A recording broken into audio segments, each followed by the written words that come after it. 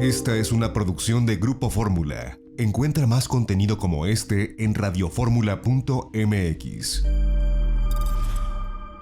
El comentario de Arturo Sánchez Gutiérrez. Está con nosotros Arturo Sánchez Gutiérrez. Él también nos ha acompañado 8 años. Arturo, qué gusto. ¿Cómo te va? Gracias por estos 8 años. Mi querido Jaime. 8 años, en efecto. Me acuerdo que cuando empezamos estábamos discutiendo lo que iba a pasar en la toma de posesión del presidente Peña Nieto y todos los asuntos. Todavía no conocíamos el Pacto por México y estábamos en las etapas posteriores a la elección, y desde ahí empezamos, mi querido Jaime. Pues sí, desde esa época, y mira todo lo que ha pasado, mi querido Arturo.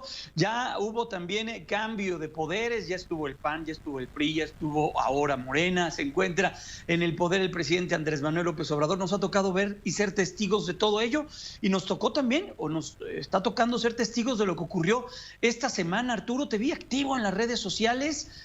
Ya con el paso de lo que sucedió en la Suprema Corte de Justicia de la Nación, ya escuchando también las entrevistas que ha dado el ministro Arturo Saldívar, porque el ministro no dio entrevistas hasta un día después de esto. Primero salieron algunos ministros. Javier Lainez, por cierto, lo tuvimos en el espacio del doctor Leonardo Curcio, que tuvo una ponencia bien interesante. Fue de los que votó a favor del proyecto, en contra de la consulta, porque luego ahí estos juegos de palabras nos hacen un poco de bolas de lo que sucede.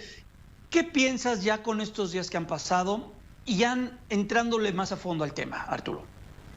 Mira, Jaime, yo creo que se confundieron dos debates. Lo que se esperaba era un debate claro, porque así lo dice la ley, sobre la constitucionalidad de la pregunta que había mandado el presidente de la República. Ese era el meollo del asunto. Pero creo que los ministros entraron a un debate mucho más amplio, que tenía que ver con otra cosa, que era el derecho de los mexicanos a ser consultados. Y por eso varias de las ponencias argumentaban que era constitucional consultar a los mexicanos sobre algún tema. Y eso era en efecto una realidad. Pero ese debate, desde mi punto de vista, ya estaba resuelto, porque el artículo 35 constitucional ya establece que se pueden realizar consultas.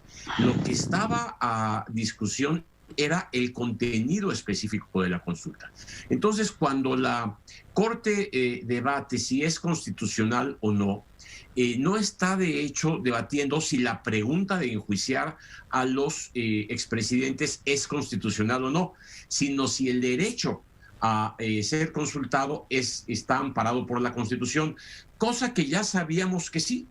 Pero el debate entonces generó esta percepción de que lo que estaba haciendo la Corte era sí permitir que se pusiera a consulta el juicio a los presidentes. Y eso fue lo que generó un escozor muy fuerte en varios abogados, en varios juristas, que decían pues lo que Grecia nos comentaba hace rato, pues es que la justicia no se puede poner a consulta. Eso ya está garantizado y es responsabilidad de las autoridades perseguir a cualquier persona que violente la ley.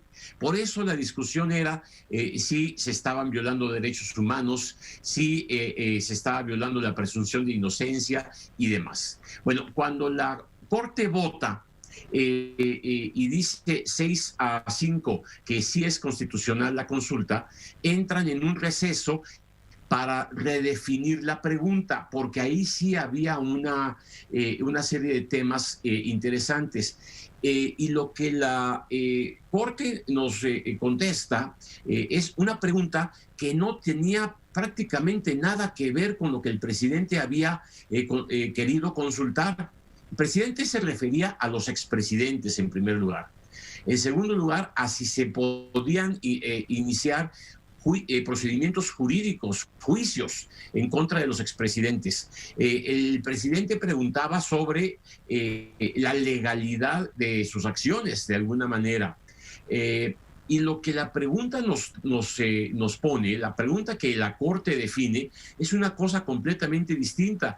La voy a leer para que nuestra audiencia la tenga clara. La pregunta ahora dice: ¿estás de acuerdo o no que se lleven a cabo las acciones pertinentes con apego al marco constitucional y legal para emprender un proceso de esclarecimiento de las decisiones políticas tomadas en años pasados por los actores políticos encaminados a garantizar la justicia y los derechos de las posibles víctimas? Como ves, Jaime, aquí no se habla de expresidentes, aquí no se habla de juicios, se habla de esclarecer decisiones políticas.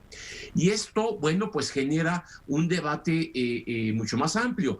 ¿Qué dijo el presidente de la Corte después con Ciro Gómez Leiva y en otras entrevistas? Bueno, esto conduce a crear comisiones de la verdad para que se analicen hechos del pasado. Y nada más, pero se refiere en términos generales a posibles decisiones políticas, y eso pues involucra a todo mundo, no nada más a los expresidentes, involucra a diputados, a senadores, a gobernadores, a toda decisión política tomada por una autoridad. Y bueno, pues entonces se hará la consulta y la hará el Instituto Nacional Electoral, si no hay ningún cambio. Y aquí lo que ocurre es que lo que sí prevaleció era un interés político por parte del presidente de la República de que el año que entra tendremos a lo largo de toda la campaña electoral para Cámara de Diputados un debate paralelo sobre si la consulta debe ser positiva o no. Pero la pregunta resulta muy insulsa. ¿Quién se va a oponer a que se esclarezcan las decisiones políticas tomadas en años pasados? Pues no tiene mucho sentido decir que no. Oye, Arturo, de hecho, no tiene mucho sentido. Oye, Arturo, ¿y ahí qué va a pasar? Porque ahí, ¿quién tendría que poner las reglas de lo que va a suceder con la consulta? El INE, tengo entendido. ¿Qué va a pasar si el presidente es el promovente de esta consulta? Él ya no va a poder hacer mención sobre esto, ¿o sí? No. En efecto, desde luego que no. La Constitución y la ley establecen que solamente el INE es el que tiene que darle difusión a la consulta. Y la Constitución dice otra cosa. La Constitución dice que la consulta se deberá realizar el primer domingo de agosto. Quiere decir que tendremos una elección el primer domingo de junio, y después de 2 meses, el primer domingo de agosto, sería la consulta. Por eso el INE argumenta con razón que va a salir carísima, porque lo que tiene que hacer el INE el primer domingo de agosto es volver a poner 160,000 casillas, imprimir otra vez boletas, capacitar ciudadanos para que estén recibiendo la votación de la consulta, poner las urnas, hacer un conteo y esto pues son 8,000 millones de pesos calculados ya, porque pues es lo que cuesta organizar una elección a nivel nacional de ese tipo, para una pregunta que ya no se refiere a lo que el presidente quería preguntar en un principio, porque finalmente en el fondo los ministros de la Corte decidieron que el contenido de la pregunta no era constitucional. Bueno, veremos qué es lo que sucede y cómo es que se plantea para las siguientes semanas y siguientes meses esta situación. Arturo, otro de los grandes temas que ya también hay en la gente de las redes sociales, ¿por qué no hablan de Frena? Con eso abrimos el noticiero, pero creo que se levantaron un poco tarde, pero bueno. Arturo, Frena, el día de ayer una convocatoria ciertamente importante, mucha gente, la guerra de cifras nuevamente se pone sobre la mesa, hay quien dice que fueron 180,000, la autoridad también se va y dice que nada más fueron 8,000, vaya. Pero estamos en este momento de crispación, de polarización, de ver quién saca más gente a las calles. ¿Qué lectura tienes, Arturo? Mira, yo creo que hay dos lados de la moneda, como siempre. Frena logró organizar en 3 días una manifestación que tuvo una convocatoria importante.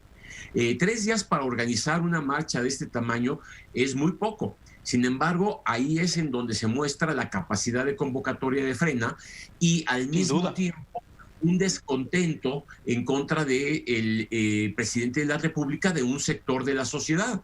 Sin duda es una capacidad importante que demandó Frena, con un solo punto, que el presidente renuncie.